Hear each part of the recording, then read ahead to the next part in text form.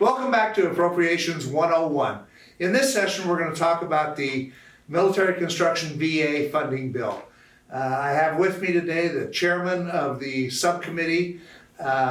His name is John Carter from Texas. He is all-American and all-Texas, and he's a great member and does a great job with this subcommittee. But we wanted to talk a little bit about this appropriation bill, how much it spends. It is about 9% of that discretionary spending, which I will repeat is 28% of the overall spending. And it's about 2% that we spend on this of the overall spending that the federal government spends. But the military construction and the VA programs are obviously vitally important, maybe the most important bill that we fund, because I've always felt like if you make a promise, you ought to keep it. And to our veterans, that's what you ought to do. But this is John Carter from, or known as the judge, from Central Texas, great guy. Tell us a little bit about the VA military construction bill, the challenges you face. Well, I'm very fortunate. The VA bill is a bill that both sides of the aisle have no real problem with. Yeah. You know, we all know that our veterans deserve great health care and great benefits. And so, you know, nobody really wants to do anything to mess with that. Yeah.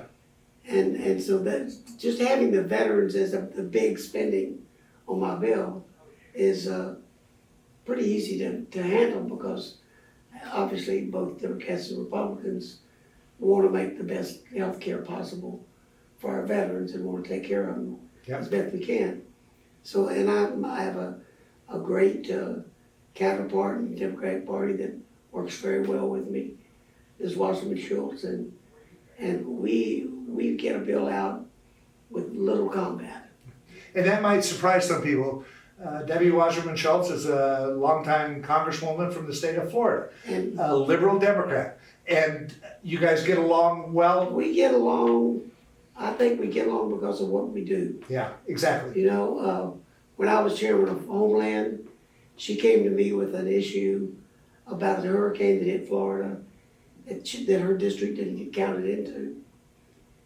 And she said, can you help me get counted into the money that's coming to Florida? And I said, I think I can do that. And I did. And then when she got to be the chairman, she reminded me the minute I walked in to congratulate her and said, I don't forget people who treat me right. And she's been a sweet girl to work with. Now, do we agree politically? No. Not much. Not much. But we are not, we like each other. Yeah. And we get along. And frankly, that's the way That's the way it's Congress supposed to should be. work. Congress should work that The way. Appropriations Committee in general does work that way between Republicans and Democrats. Any bill you look at, there's gonna be some things in there that I wouldn't, if I was king for a day, wouldn't necessarily put in a bill. But it's important to someone else. And so you have to work out those compromises, and that's the art of governing, frankly. That's right, that's right. What my bill does is basically, I attempt to fund all the construction needs of every military post on the earth that belongs to the United States. And that's a lot. Wherever, and that's a lot, and wherever it may be, and it's mostly building buildings and workplaces is what we do. And then, so that's not very controversial in anybody's case. And then the rest is make sure we take care of the war fighters that came home and need good health care. Yeah. And we try to give them the best health care that we can provide.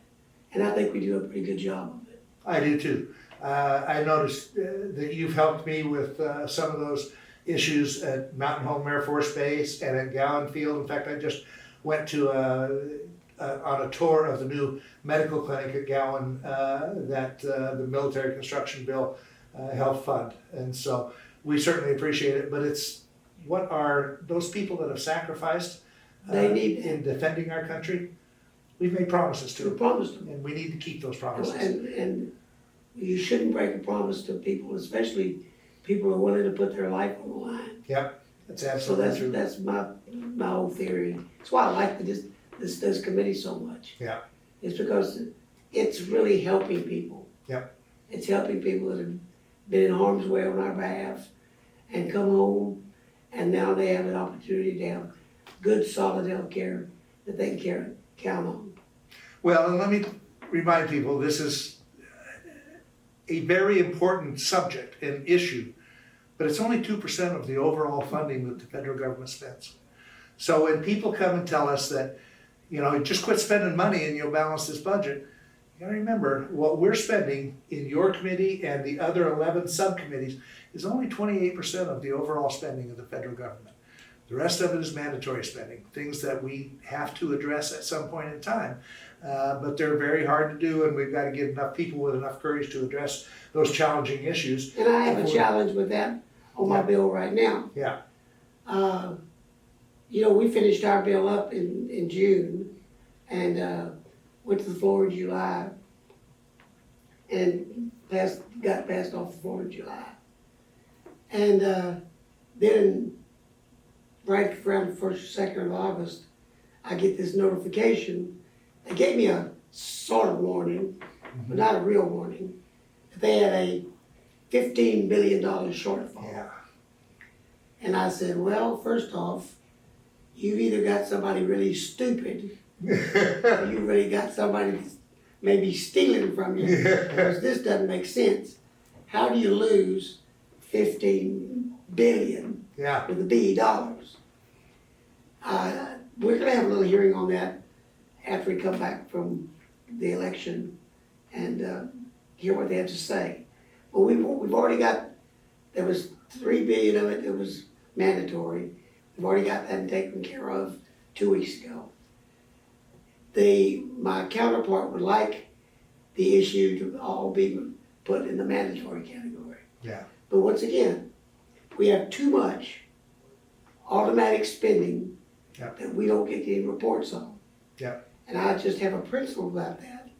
So I just said, no, we're gonna find a way to get this $12 billion.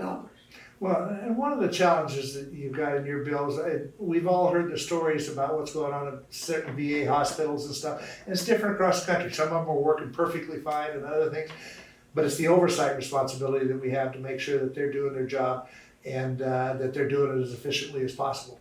Yeah, and now they have,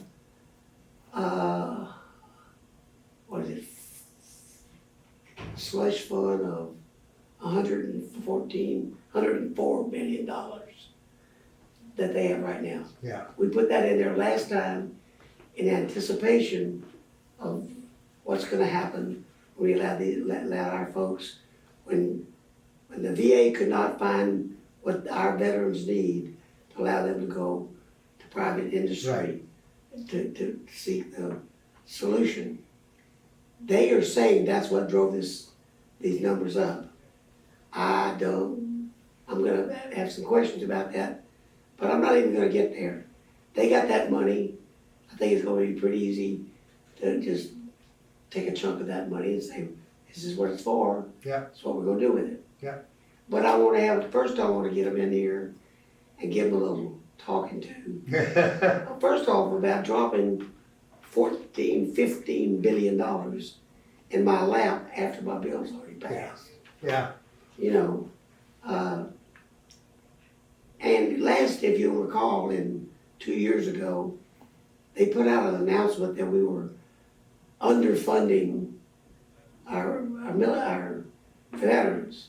Happened to be an election year, and it was an election situation they were trying to deal with, and it was just flat with pause.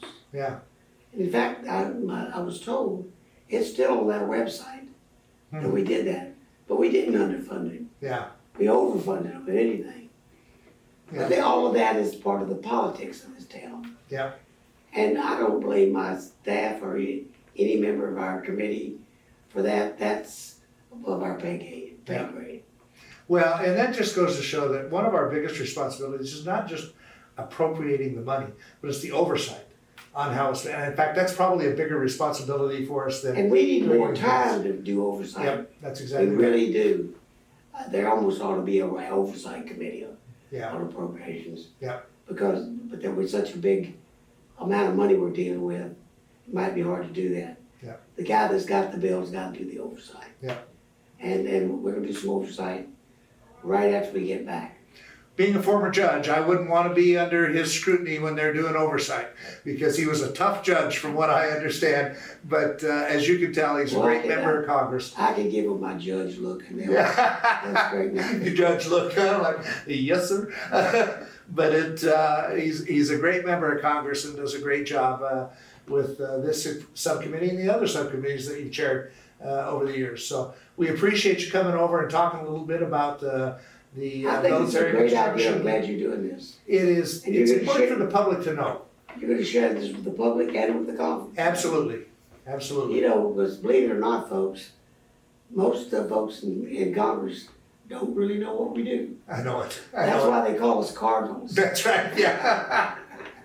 Anyway, thanks for coming over and talking to Hey, us thanks about for having me. the Military Construction Veterans Affairs. I've got a Board. great subcommittee and I love doing it.